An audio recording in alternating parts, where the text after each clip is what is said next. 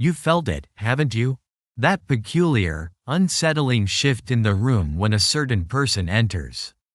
Heads turn, voices soften, the air itself seems to thin, all drawn to them, even if you can't quite articulate why.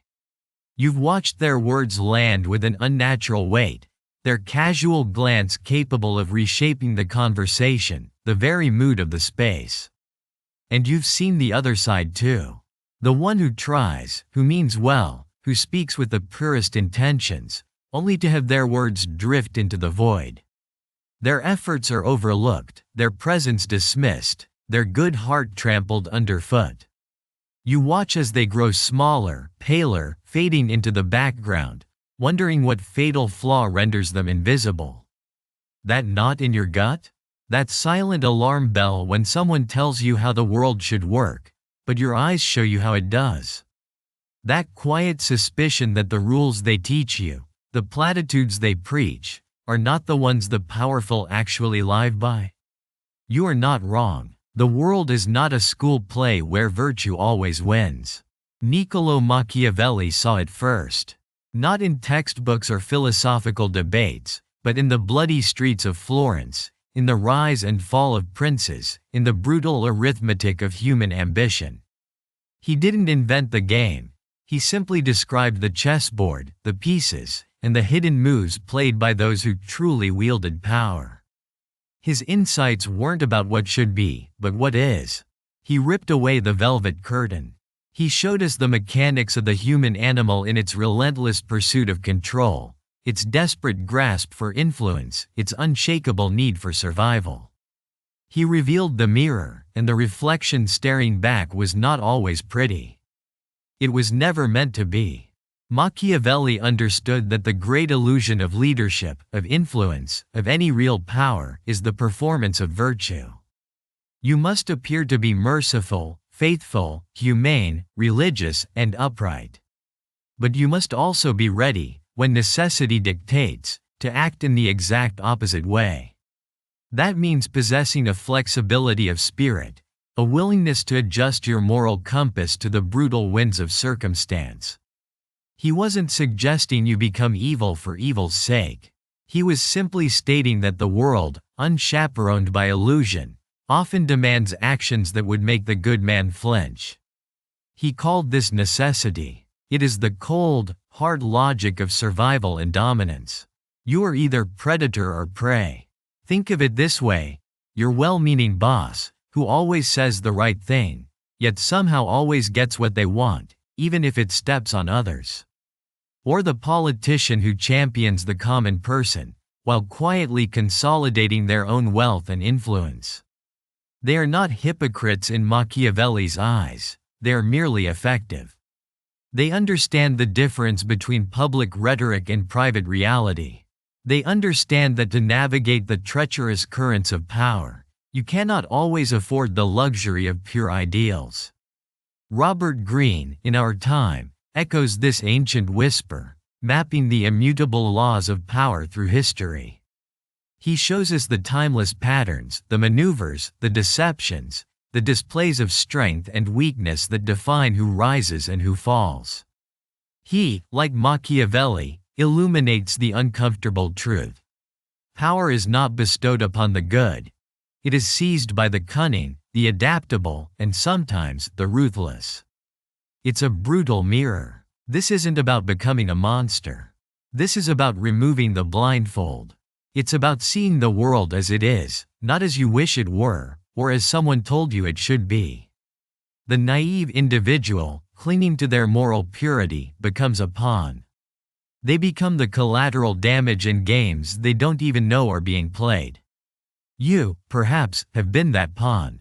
You've been told to be humble, to be patient, to wait your turn.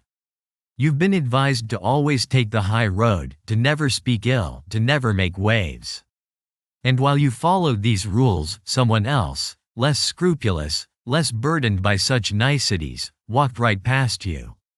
They took what you thought was yours. They claimed the recognition you deserved. This is the forbidden reframe. Your goodness, your unwavering commitment to a pure moral code, can be your greatest weakness in the arenas of power. It makes you predictable. It makes you vulnerable. It turns you into a target. Truth bites. Power, Machiavelli shows us, is amoral. It doesn't care about your intentions. It doesn't care about your heart. It only cares about results. A state can be brought to ruin by a leader who is too good, too merciful, too unwilling to make harsh but necessary decisions. A corporation can collapse under a CEO who prioritizes feeling good over making tough calls. And you, in your personal life, can be trampled by those who understand this truth better than you do. The fear of being perceived as bad is a cage. It's a cage built by society, reinforced by your own ingrained desire for approval, and guarded by the very people who benefit from your compliance. They want you to stay within the lines so they can operate freely outside of them. Wake up. Understanding Machiavelli isn't about abandoning your ethics. It's about understanding the battlefield. It's about realizing that sometimes, to protect what you value, to achieve what is necessary, you must be capable of actions that others might condemn. It is the capacity for darkness that allows you to truly appreciate the light, and more importantly, to defend it. You must be the lion and the fox. The strength to terrify your enemies, and the cunning to outwit their traps. To be only one is to be incomplete, and therefore, vulnerable. To be only the lion makes you predictable, easily caught in nets. To be only the fox makes you weak, unable to ward off the wolves. The world is not your friend. So, the unspoken truth is this. Those who succeed in shaping the world to their will are not always the kindest, the most virtuous, or the most ethical. They are often the most pragmatic. They understand that perception is reality for the masses, but raw power is reality for the elite. They know that good intentions paved the road to countless failures, while calculated ruthlessness built empires. This knowledge will offend you. It should. It challenges every comforting narrative you've been fed since childhood. It forces you to confront the darker currents that flow beneath the polite surface of human interaction. It asks you to look at your own shadow, and the shadows of others, without blinking. See clearly. This isn't an endorsement of villainy.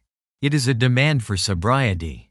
It is a call to shed your illusions, to stop pretending that the world operates on principles it rarely upholds. When you understand the game, you can choose not to play it, or to play it better, or to disrupt it entirely. But you cannot do any of that from a place of willful ignorance. Consider this not a philosophy to live by, but a lens through which to observe. A mirror reflecting uncomfortable truths. For the next 7 days, I challenge you to look through Machiavelli's dark mirror. Here is your experiment. 1. Observe the subtle power dynamics in every interaction you witness. Do not judge, merely observe. Note who holds the floor, whose opinions carry weight, and whose words are dismissed, regardless of their intrinsic merit.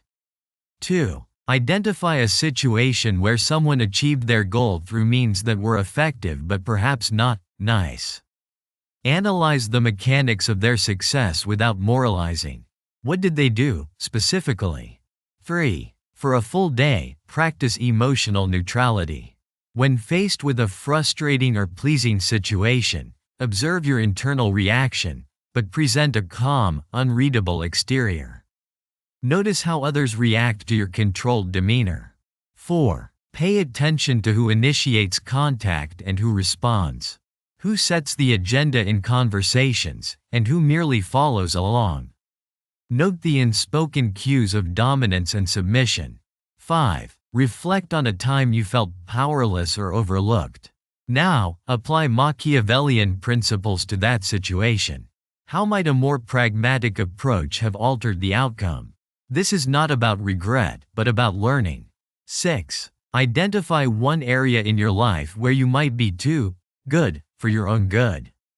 Where your desire to be liked or to avoid conflict has led to you being taken advantage of or diminished.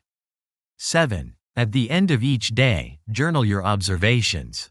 Focus on the raw data, the actions and reactions, without overlaying your usual moral interpretations. Just the facts. This challenge is not about becoming a tyrant. It is about understanding the mechanics of power, so you are no longer a victim of its unseen currents. It is about equipping you with an uncomfortable truth, so you can navigate the world with open eyes, and perhaps with a sharpened blade of your own. The choice is yours. Remain a sheep or understand the wolf.